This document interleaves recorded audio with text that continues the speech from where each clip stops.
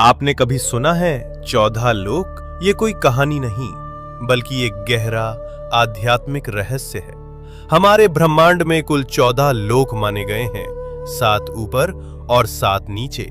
ऊपर के 7 लोक, इन लोकों में आत्मा ऊंचाई की ओर बढ़ती है, ज्ञान, शांति और मोक्ष की दिशा में। भूलोक, ये वो लोक है जहां हम सभी मनुष्य रहते हैं। इसे मृत्युलोक भी कहा जाता है, क्योंकि यहाँ जन्म और मृत्यु का चक्र चलता रहता है। भूवरलोक, ये लोक भूलोक और स्वर्गलोक के बीच स्थित है। ये ऊर्जा रूपों का क्षेत्र है जो भौतिक और दिव्य लोकों को जोड़ता है। स्वर्गलोक, देवताओं का लोक, जहां इंद्र और अन्य देवता निवास करते हैं। अच्छे कर्म करने वालों को मृत्यु के बाद इसी लोक में स्थान मिलता है, जहां सुख, संपत्ति और आनंद की अनुभूति होती है। महरलोक, ये दिव्य ऋषियों, तपस्वियों और महान आत्माओं का निवास स्थान है, जहां वशिष्ठ और विश्वामित्र जैसे महान ऋषि तपस्या करते हैं। जनलोक, इस लोक में वे आत्माएं निवास करती हैं जिन्होंने ज्ञान और ध्यान में परम सिद्धि प्राप्त की होती है।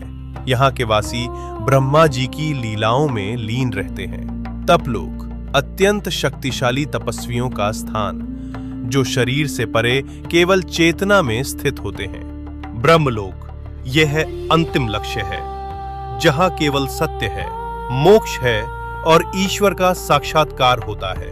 इन ऊर्ध्व लोकों में आत्मा का जाना मतलब है धीरे धीरे शुद्ध और जागरूक होना। अब बात करते हैं नीचे के 7 लोकों की। यहाँ भोग, मोह और भ्रम ज्यादा होता है। अतल लोक, राक्षसों और मायावी शक्तियों का घर। वितल लोक, जहाँ कामनाएं और भोग हावी रहते हैं। सुतल लोक, राजा बलि का लोक। वे दानवीर थे, लेकिन उनमें अहंकार भी था। रसातल लोक, जहाँ भ्रम, लालच और अज्ञान का घना अंधेरा है। तालातल लोक, छल, धोखा और झूठ से भरा हुआ लोक।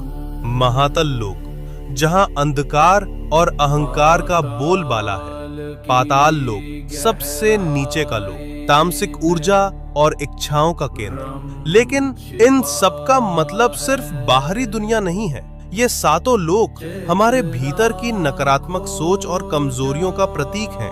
तो जब हम सच्चाई, भक्ति और सेवा में लगते हैं, हम ऊपर के लोकों से जुड़ते हैं, और जब हम लालच, मोह और गुस्से में फंसते हैं, हम नीचे गिरते हैं। सोच बदलो, लोक बदल जाएगा।